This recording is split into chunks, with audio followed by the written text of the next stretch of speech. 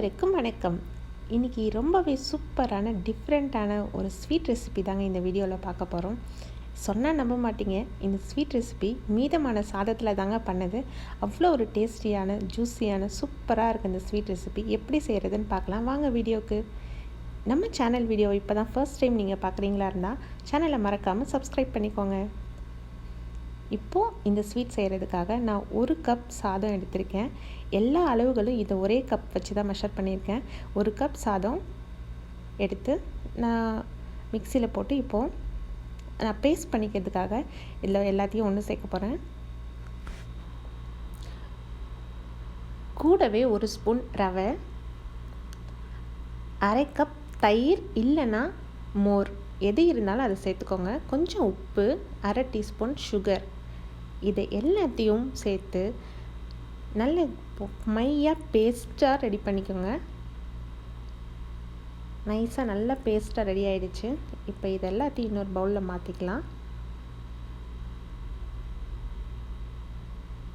இப்போது இந்த மாவு நம்ம கைகளால் எடுத்து உருட்டுற பதத்துக்கு கொண்டு வரணும். அதுக்காக தேவையான அளவு அரிசி மாவு கொஞ்சம் கொஞ்சமாக சேர்த்து செக் பண்ணுங்கள். நல்லா உருட்டினா வட்ட வடிவில் மாவு பந்து மாவில் வரணும். அந்த அளவுக்கு தேவையான அளவுக்கு மாவு சேர்த்துக்கோங்க. எனக்கு ஒரு 5 ஸ்பூன் மாவு தான் தேவைப்பட்டுச்சு. உங்களுக்கு கூட குறையே இருக்கலாம். அது நீங்கள் எப்படி பிசைறீங்களோ அப்படி பொறுத்து பார்த்துக்கோங்க. அவ்வளோதான். இது எல்லா மாவுகளையும் நல்லா சேர்த்து நல்லா மிக்ஸ் பண்ணி நல்லா பந்து போல் நம்ம உருட்டியாச்சு. மாவு கைகளால் எடுத்தோன்னா உருட்டுற பதத்துக்கு வரணும். அந்த மாதிரி கெட்டியாக இருக்கட்டும். இது ஒரு 10 மினிட்ஸ் நல்லா ஊறட்டும். நல்லா ஊறிச்சுன்னா கொஞ்சம் நல்லா இருக்கும். அந்த புளிப்பு தன்மையோட டேஸ்ட்லாம் நல்லா ஊறி நல்லாயிருக்கும். கொஞ்சம் நேரம் இருக்கட்டும். இதுக்கு இடையில் சுகர் சிரப் நம்ம ரெடி பண்ணிக்கலாம். ஒரு கடாயில் 1/2 கப் சுகர், 1/2 கப் தண்ணி, இதை ரெண்டுத்தையும் சேர்த்து நல்லா கொதிக்க வச்சுக்கலாம். இதுக்கு எந்த கம்பி பதம் வேணும், அப்படி இருக்கணும், இப்படிலாம் எந்த ஒரு இதுவும் இல்லைங்க. நார்மலாக கொதித்து நல்ல சர்க்கரைலாம் கரைஞ்சி நல்ல ஒரு பிசு பிசுப்போட வந்தாலே போதும். நல்ல சுகர்லாம் மெல்ட் ஆகிடுச்சு பாருங்கள். எல்லாம் கரைஞ்சி நல்லா கொதிக்க ஆரம்பிச்சிடுச்சு. இந்த ஸ்டேஜில் சுகர் சிரப் கரெக்டான ஒரு ஸ்டேஜ். இப்போ ஸ்டவ் ஆஃப் பண்ணி சுகர் சிரப்பை தனியாக எடுத்து வச்சுடுங்க. அவ்வளோதான். இப்போ மாவுக்கு வரலாம். நம்ம கைகளில் நல்லா எண்ணெய் தடவிட்டு மாவை எல்லாத்தையும் உருட்டி தட்டையான ஷேப்பில் இது போல் ஒரு தட்டு மேலே வச்சுக்கோங்க. தட்டுலேயும் ஆயில் தடவி ரெடி பண்ணிக்கோங்க. அப்போ தான் ஒட்டாமல் கரெக்டாக இருக்கும்.